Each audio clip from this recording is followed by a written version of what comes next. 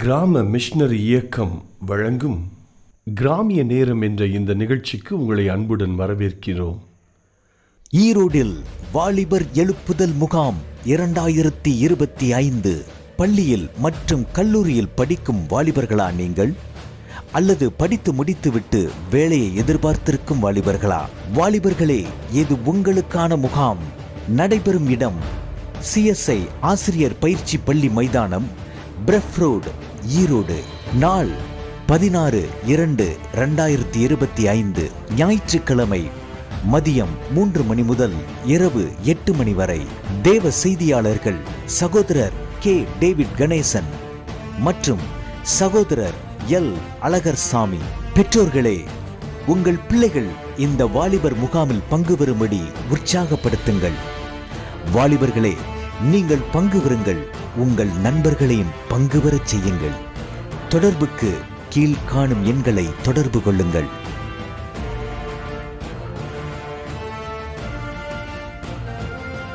கர்த்தர் உங்களை ஆசீர்வதிப்பாராக. ஆமேன். சர்ச் ஆஃப் டெலிவரன்ஸ் நடத்தும் பிரேக் த்ரூ சண்டே சர்வீஸ் நடைபெறும் நாள் February 2, 2025. நடைபெறும் நேரம் காலை 10:30 மணி. தேவ செய்தி சகோதரர் K. டேவிட் கணேசன் அவர்கள். கிராம மிஷனரி இயக்கம். நடைபெறும் இடம் 1339 B பிளாக், சங்கம் விஹார், நியூ டெல்லி 110080. மேலும் தகவலுக்கு நீங்கள் தொடர்பு கொள்ள வேண்டிய எண் 7378000444 04562246500. கிரேஸ் ஃபவுண்டேஷன் ஃபெலோஷிப் நடத்தும் வாலிபர் கூடுகை நடைபெறும் நாள் February 2, 2025.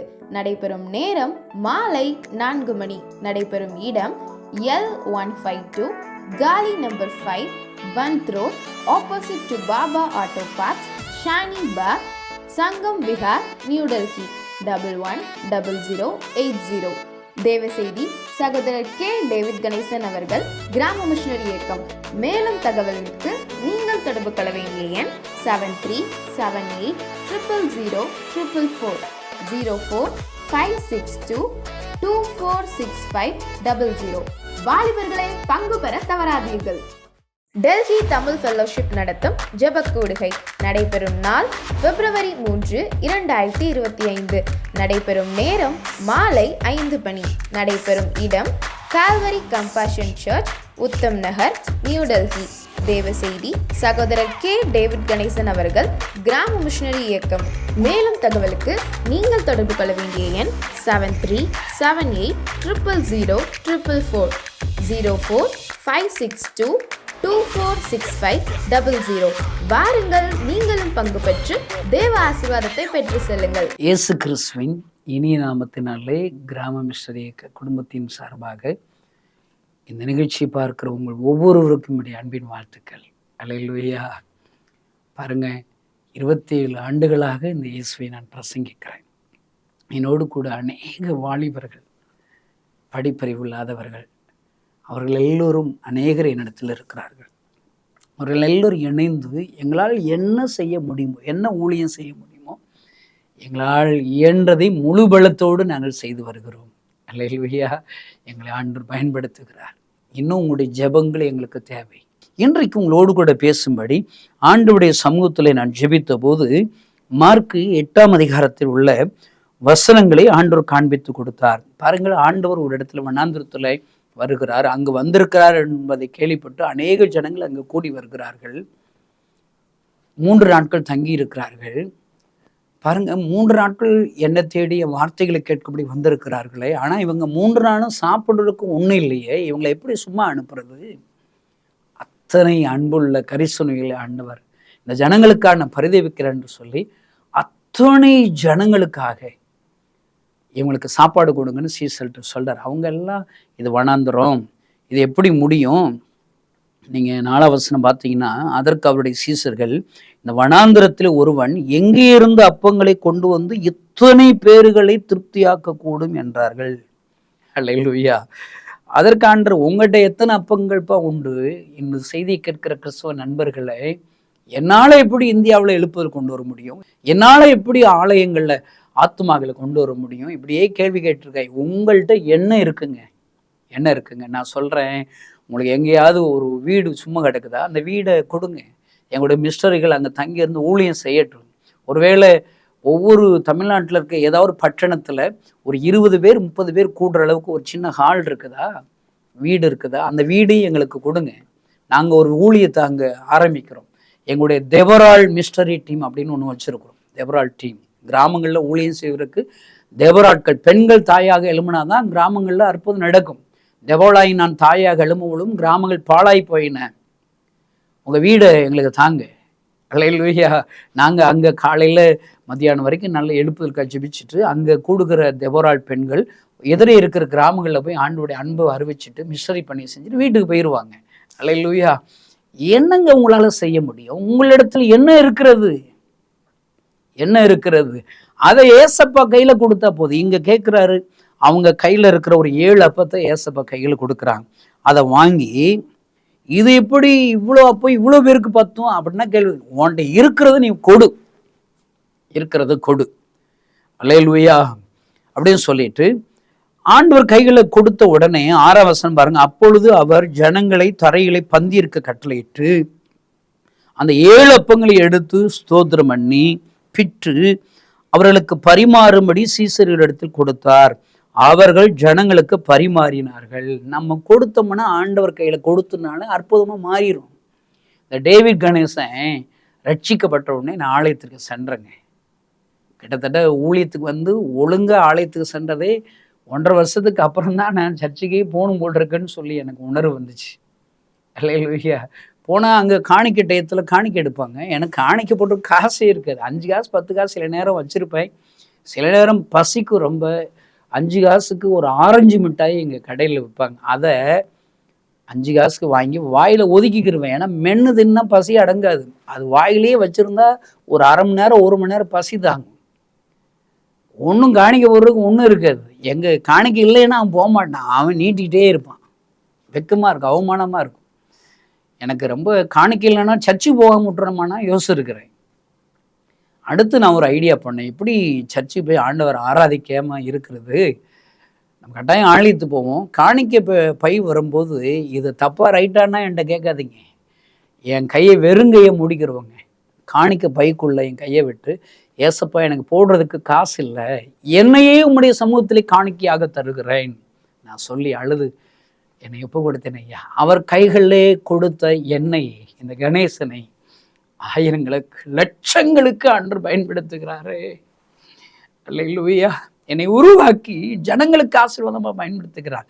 இந்த செய்தி கேட்கிற அன்பு கிறிஸ்துவ நண்பர்களே, உங்கள்ட்ட என்ன இருக்குதுங்க? என்ன இருக்குது?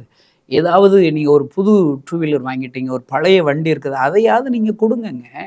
அதை வச்சு ஒரு 100கணக்கான கிராமங்களுக்கு சுவிசேஷ அறிவிக்க பயன்படுத்தலாம்.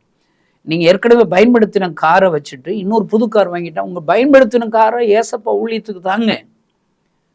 எங்கிட்ட ஊட்டிக்கு பக்கத்தில் இருக்கிற ஒரு அருமையான ஐயா நல்ல ஒரு ஆம்னி 8 பேர் 10 பேர் அதில் கொடுத்தாங்க. அந்த ஆம்னியே போன கிராமங்கள் எண்ணிக்கையை நீங்கள் பார்த்தீங்கன்னா கிட்டத்தட்ட 1500 கிராமங்கள்லேருந்து ஒரு 2000 கிராமம் வரைக்கும் அந்த ஆம்னி போயிருக்குங்க. தன்ட்ட இருக்கிற சும்மா தாங்க வச்சுருக்கிறேன், அதை ஏசப்பா ஊழியத்துக்கு கிராம மிஷனரி இயக்க ஊழியத்துக்கு மிஷனரிகளுக்கு நீங்கள் வச்சுக்கோங்கன்னு சொல்லி கொடுத்தாங்க. இன்னும் அந்த ஆம்னி ஓடிக்கிட்டு ரிப்பேர் ஆகலை. அந்த ஆம்னி இன்னும் பல நூற்றுக்கணக்கான கிராமங்களுக்கு சுவிசேஷ அறிவிப்பதற்கு பயன்பட்டு. நீங்கள் உங்கள்கிட்ட என்ன இருக்கோ அதை கொடுங்கங்க. இயேசுவின் கைகளில் 7 அப்பங்களை கொடுத்த உடனே அங்கே கூடியிருக்கிற எல்லோரும் போஷிக்கப்பட்டு 7 கூடை நிறைய மீதி எடுக்கிறார்கள். அல்லேலூயா. உங்கள்கிட்ட இருக்கிறதை கொடுக்கும்போது உங்களையும் ஆண்டவர் ஆசீர்வதிப்பார். மீதியானவைகளை ஆசீர்வாதத்தை உங்களுக்கு தங்க வைப்பார். நாங்கள் சம்பாதிக்கிறோம் பிரதர், ஒன்றும் பொத்தல் போயில போடுற பணம் போல் இருக்குது, ஓட்டையாக இருக்குது, எங்கே போகுதுன்னே தெரில பிரதர். நான் சொல்கிறேன், ஆண்டவருக்கு கொடுத்து பார். உங்களுடைய போதகரிடத்தில் உண்மையான தசம பாகத்தை கொடுத்து பார். உன்னால் இயன்ற காணிக்கைகளை இப்படிப்பட்ட கிராம ஊழியத்திற்கென்று கொடுத்து பாருங்கள். ஆண்டவர் உங்களை ஆசீர்வதிப்பாரா மாட்டாரா என்பதை அவரை சோதித்து பாருங்கள் ஐயா. என் ஆண்டவர் ஆசீர்வதிப்பார். பாருங்க, அப்படி கொடுத்த உடனே இந்த அற்புதம் நடந்த உடனே இன்னைக்கு உங்களுக்கு ஆண்டவர் சொல்ல சொன்ன பிரசங்கத்தினுடைய சாரம்சத்துக்கு வர்றேன். கிட்டத்தட்ட 4000 பேர் சாப்பிட்ட உடனே அவர்கள் சாப்பிட்டு திருப்தி அடைந்தார்கள். மீதியான துணிக்கைகளை 7 கூடை நிறைய எடுத்தார்கள். எடுத்து முடிச்சிட்டாங்களே. அவ்வளோ பேரும் ஆண்டவர் இவ்வளோ அற்புதம் செய்யறான்னா அவங்க ஆச்சரியப்பட்டு ஆண்டவரை ஏற்றுக்கொண்டார்களா? அவர் அற்புதம் என்பதை ருசி பார்த்தார்களா? அடுத்த வசனத்தை பார்த்தீங்கன்னா 10ஆம் வசனம், உடனே அவர் தம்முடைய சீசரோடு கூட படவில் ஏறி தல்மனுத்தாவின் எல்லைகளில் வந்தார். என்னங்க இது? ஒரு இடத்துல 4000 பேர்கள் ஆண்டவர் அன்பு ருசி பார்த்துருக்குறாங்க. ருசி பார்த்து முடிச்ச உடனே ஆண்டவரை ஏற்றுக்கொண்டிருக்காங்க. எவர் வாட்டு கிளம்பி படவுல ஏறி இன்னொரு ஊருக்கு கிளம்பிட்டாருங்க. என்னங்க, இப்போ தமிழ்நாட்டில் இதே மாதிரி 4000 பேர் ஆண்டவரை ஏற்றுக்கொண்டாங்கன்னா நம்ம என்ன செய்வோம்? உடனே ஒரு பெரிய அவங்கள சர்ச்சு கட்டிட வேண்டியதான், 4000 பேருக்கு சர்ச்சு கட்டிட வேண்டியதான்னு சொல்லி அவங்கள எல்லாரும் உட்கார வச்சு அவங்கள தொடர் ஊழியம் செய்வோம். எல்லாரையும் நீங்கள் காணிக்க கொடுங்கன்னு சொல்ல ஆரம்பிச்சிருவோம், தசமம் வாங்க கொடுங்கன்னு சொல்ல ஆரம்பிக்கும். அந்த 4000 பேரை இன்னும் நம்ம ஏதாவது செய்யணும்னு சொல்லி ஆரம்பிச்சிடும். நான் சொல்கிறது நிறைய மினிஸ்ட்ரி நான் சொல்லலைங்க. இப்போ எனக்கு ஒரு கேள்வி இருக்குதுங்க.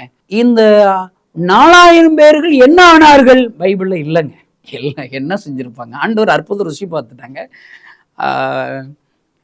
ஆண்டோடைய வார்த்தைகளை கேட்டாங்க, இயேசு ருசி பார்த்துட்டு ஆண்டர் கையில் ஒப்பு கொடுத்துட்டாங்க. அடுத்து அவர் வாட்டுக்கு அடுத்த ஊழியத்துக்கு போயிட்டாருங்க. இவங்களுக்கு என்ன ஆச்சு? What happen?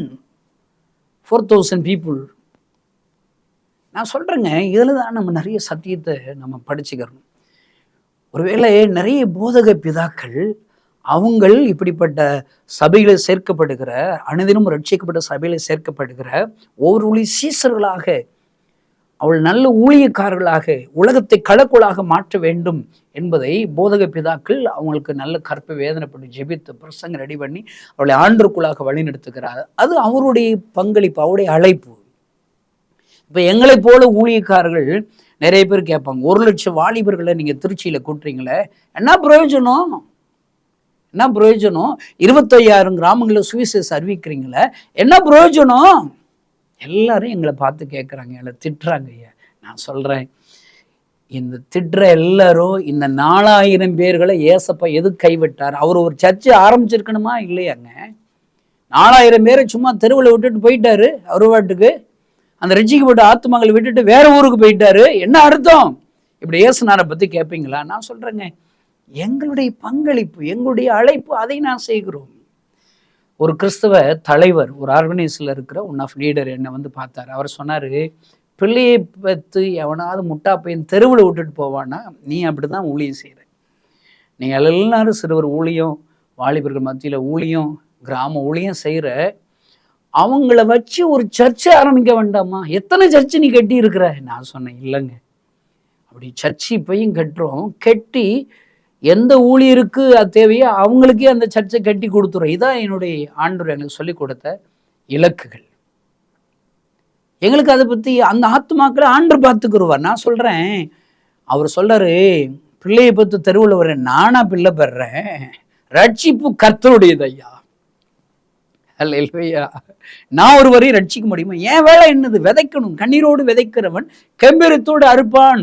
இந்த செய்தியை கேட்கிற கிறிஸ்தவ நண்பர்களே, நீங்க ஆராயாதீங்க, இதனால என்ன பிரயோஜனம்? நிறைய பேர் காணிக்க கொடுக்குறவங்களே கட்டடம் கட்டுறதுக்கு மட்டும்தான் நிறைய காணி கொடுக்குறேன். ஏன்னா நீங்க இப்போ ஒரு 1 லட்சமோ 2 லட்சமோ 3 லட்சமோ கொடுக்குறீங்க, கொடுத்து முடிச்சுட்டு அவங்களுக்கு நீங்க கொடுத்த கட்டடம் கட்டுறனாலும் உங்களுக்கு ஒரு ஃபோட்டோ அனுப்பிடுவோம், பயங்கர திருப்தியாக இருவீங்க. நான் சொல்கிறது அது தப்புன்னு சொல்லலைங்க, அதுக்கும் கொடுக்கணும். அதை விட இம்பார்ட்டன்ட் என்னங்க? சுவிசேஷ ஊழியத்தை கொடுக்கணும். கடைசி கட்டளையாக உலகம் எங்களும் புறப்பட்டு போய் சுவிசேஷத்தை பிரசங்கிங்கள் என்ற கட்டளை கீழ்ப்படிஞ்சு, அதுதான் முக்கியம். ஊழியக்காரர்களை உருவாக்குவது முக்கியம், ஒரு மிஸ்டரி போஷிக்கப்படுவது முக்கியம்.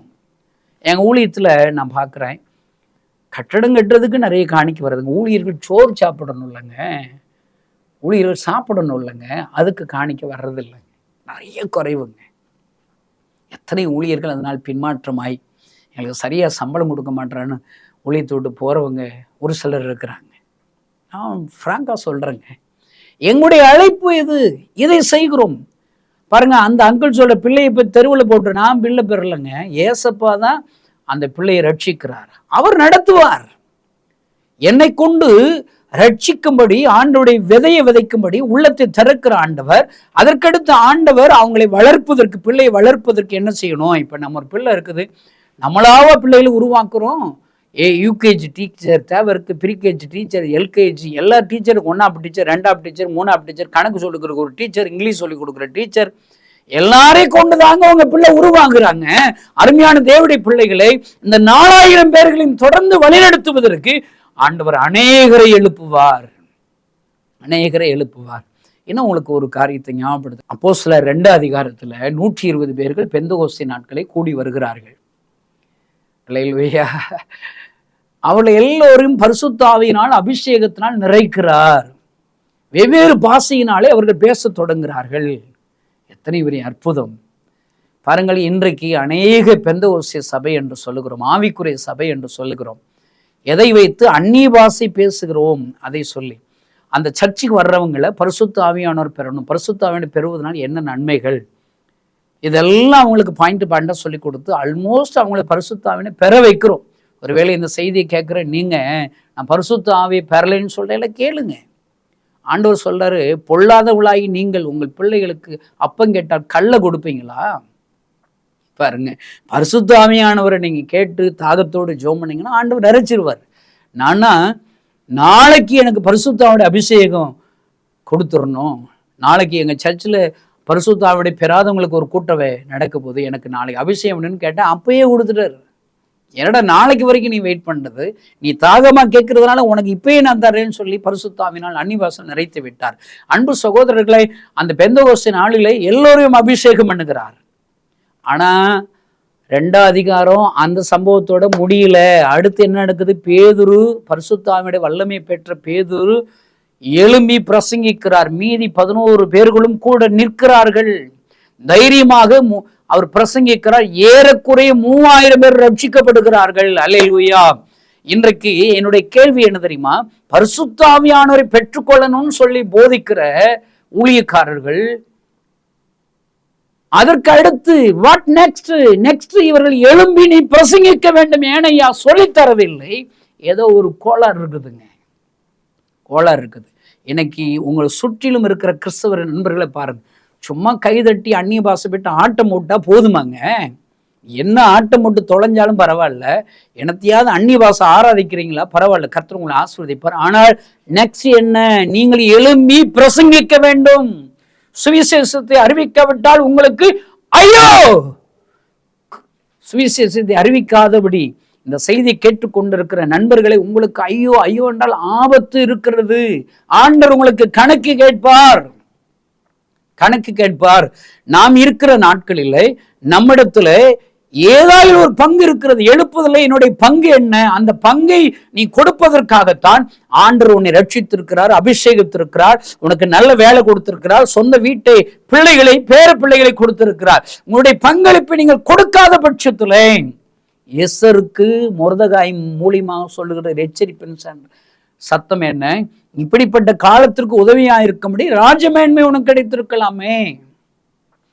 எப்படிப்பட்ட ஆபத்துகள் வருகிறது ஜனங்களுக்கு, நீ ராஜாவிடத்தில் பரிந்து பேசுவாயானால் இத்தனை லட்சக்கணக்கான ஜனங்கள் விடுதலையாக்கப்படுவார்கள். நீ செயலாட்டா இன்னொருவரை கொண்டு ரட்சிப்பவர்னு எச்சரிக்கிறார்கள். எஸ்தர் மனம் திரும்பி செயல்படுகிறார்கள். இந்த செய்தி கேட்கிற கிறிஸ்தவ நண்பர்களை, உங்களுடைய பங்களிப்பு என்ன?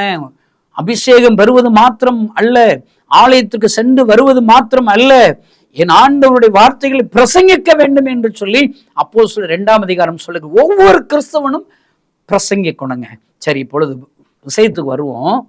3000 பேர் ரட்சிக்கப்பட்டாங்க. What happen to 3000 people? பேதுரு என்ன செஞ்சிருக்கணும் தெரியுமா? இவர் மூலயமா 3000 பேர் ரட்சிக்கப்பட்டாங்க. அத்தோட அவர் அங்கேயே 3000 பேர்களையும் வச்சு ஒரு சர்ச்சை ஆரம்பிச்சு ஒரு கூடாரத்தை போட்டு அங்க மினிஸ்ட்ரியை கண்டினியூ பண்ணியிருக்கணும்.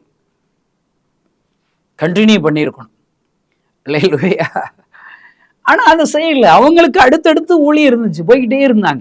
இப்படிப்பட்ட பேதுரு போன்ற ஊழியக்காரர்கள் தேவை ஐயா. அருமையான கிறிஸ்துவ நண்பர்களே, ஒவ்வொருவருக்கும் ஒரு பங்களிப்பு இருக்கிறது. என்ன குறை சொன்ன அந்த பிள்ளையை பேத்து தெருவில் விட்டுக்கார ஊழிய நண்பர் அடுத்து ஒன்று சொன்னாரு, ஃபுட்பால் விளையாடுறீங்க கணேசன், ஆனா கோல் போட மாட்டீங்க. நான் அவட்ட கேட்டேன், கோல் எத்தனை பேர் போடணும்? ஒருத்தர் தான் போடணும். மீதி எல்லாரும், ஒருத்தன் கோல் கீப்பராக இருப்பான், மீதி 10 பேரும் எதிரிகிட்ட இருந்து, எதிரி நாட்டில் இருந்து, எதிர் டீம்ல இருந்து அவனை பாலை பறிச்சுட்டு வந்து ஒருத்தனுக்கு ஒருத்தன் பாஸ் பண்ணணும். ஒருத்தன் தான் கோல் அடிப்பான், மீதி எல்லா 10 பேரும் கோல் போடுறவனுக்கு ஹெல்ப் பண்ணணும். இன்னைக்கு என்னங்க ஊழி நடக்கிறது? எல்லோரும் போதகர்களாக மாற விரும்புகிறோம், போதகர்களாக இருக்கிறோம். அதுக்காக போதகர்களில் தவறு சொல்லலை, அந்த ஊழியமும் வேண்டும். ஆனால் அதை விட 10 மடங்கு ஊழியம் மிஷனரிகள் வேண்டும், சுவிசேஷர்கள் வேண்டும். இதுதானையா பைபிள் மாடல் ஊழியம், மாதிரி ஊழியம். அல்லேலூயா. பாருங்கள், இங்க அந்த 3000 பேர்கள் என்ன ஆனார்கள்? என்ன ஆனார்கள்? நம்ம ஆராய்ச்சி பண்ணிக்கிட்டு இருக்கோம். நீங்க ஏதாவது ஆராய்ச்சியில பதில் வந்துச்சுன்னா ஆண்டவர் அவங்கள கைட் பண்ணியிருப்பாரு. அவங்கள ஒரு வீட்டில் கூடி சபையா கூடின்னு இருப்பாரு. அங்க போட்டு வீடுகள் தோறும் அப்பம் விட்டார்கள் இருக்குது. சிலர் ஒரு வீட்டில் கூடி இருப்பாங்க, இன்னொரு தெருவில் இன்னொரு வீட்டில் கூடி இருப்பாங்க. 3000 பேர்களும் ஏதாயில் உருவத்தில் கூடி ஆண்டுடைய வசனத்திலே வார்த்தைகளை வளர்ந்தார்கள் என்று அப்போஸ்தலர் நடவடிக்கைகள் சொல்லுகிறது. ஐயா, அருமையான தேவனுடைய இப்படி இந்த செய்தியை கேட்குற நீங்க எல்லாமே நான் செய்யணும்னு சொல்லிடக்கூடாது. இப்போ நம்ம ஊழியத்தினுடைய பெஸ்ட் என்ன தெரியுமாங்க?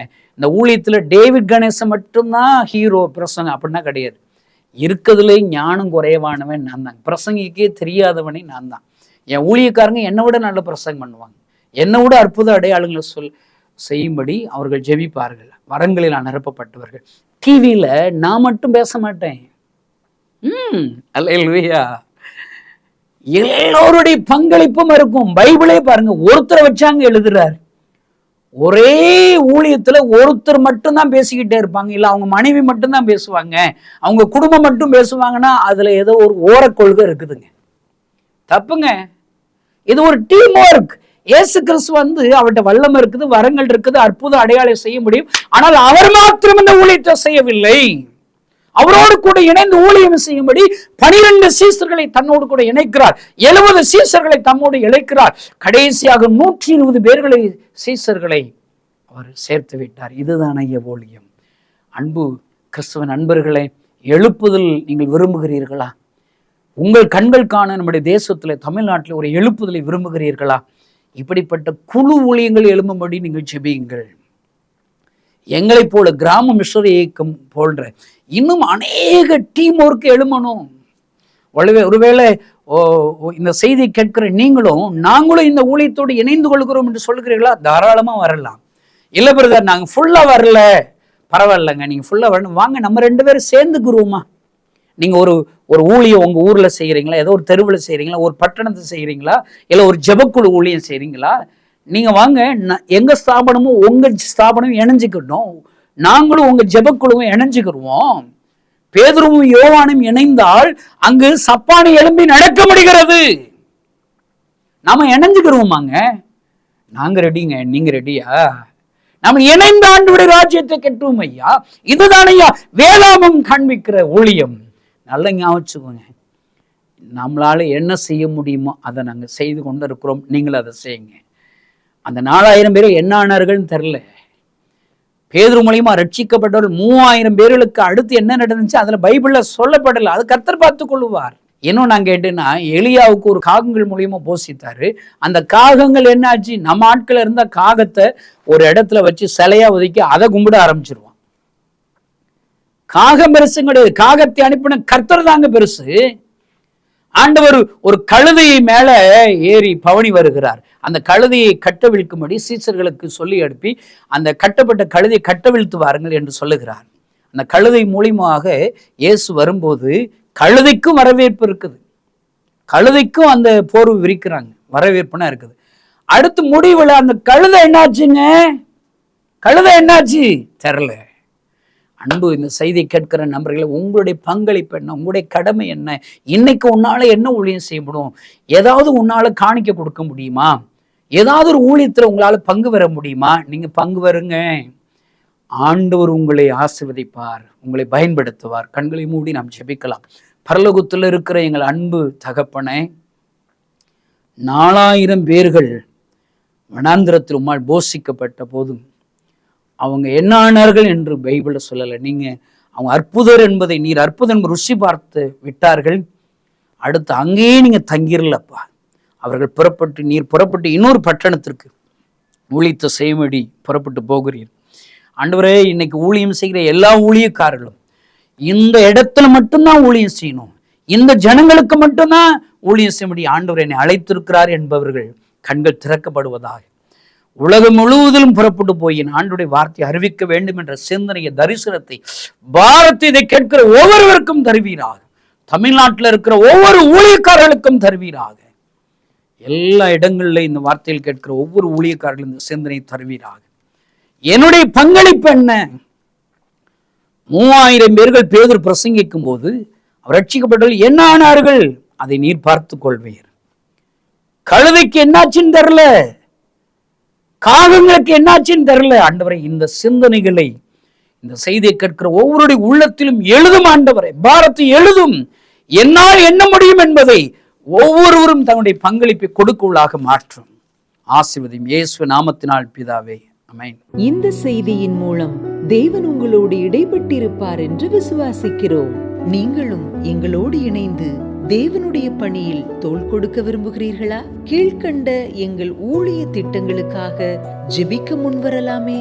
தமிழ்நாடு மற்றும் பிற மாநிலங்களிலும் ஆலயம் கட்ட தேவையாயுள்ள 1000 கிராமங்களில் இடம் வாங்கி ஆலயம் கட்டப்பட ரூபாய் 5 லட்சமோ அல்லது அதில் ஒரு பகுதியையோ கொடுத்து ஆலயம் கட்டி கொடுப்போர் எழும்ப ஜெபியுங்கள். சூனேமியால் எலிசாவிற்கு ஒரு அறை வீட்டை கட்டி கொடுத்தது போல புதிய மிஷனரிகள் தங்கி பயிற்சி எடுப்பதற்கு ரூபாய் 2 லட்சம் கொடுத்து ஒரு மிஷனரி வீட்டை கட்டி கொடுப்போர் எழும்ப ஜெபியுங்கள். நாம் சந்திக்கும் வாலிபர்கள் மற்றும் ஆரம்ப விசுவாசிகளை கிறிஸ்துவுக்குள் வளரச் செய்ய ரூபாய் 300 கொடுத்து ஒரு வேதாகமமோ அல்லது அதற்கு மேற்பட்ட வேதாகமங்களையோ வாங்கி கொடுப்போர் எழும்ப ஜெபியுங்கள். நாம் பணி செய்யும் 8 மாநிலங்களிலும் உள்ள முழுநேர மிஷனரிகளை மாதந்தோறும் ரூபாய் 10,000 கொடுத்தோ அல்லது இயன்ற காணிக்கையை கொடுத்தோ தாங்குவோர் எழும்ப ஜெபியுங்கள். தமிழ்நாடு மற்றும் பிற மாநிலங்களிலும் துரிதமாக சுவிசேஷம் அறிவிக்கவும் பின்தொடர் பணிக்காகவும் சுவிசேஷ வாகனங்கள் வாங்கி கொடுப்போர் எழும்ப ஜெபியுங்கள். மேலும் எங்களோடு தொடர்பு கொள்ள விரும்பினால் திரையில் காணும் எமது முகவரியை குறித்துக் கொள்ளுங்கள்.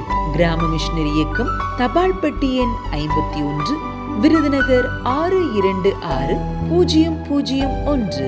இந்த நிகழ்ச்சியையோ அல்லது எங்கள் ஊழியத்தையோ நீங்கள் தாங்க விரும்பினால் கீழ்காணும் தொலைபேசி எண்ணை தொடர்பு கொள்ளலாம்.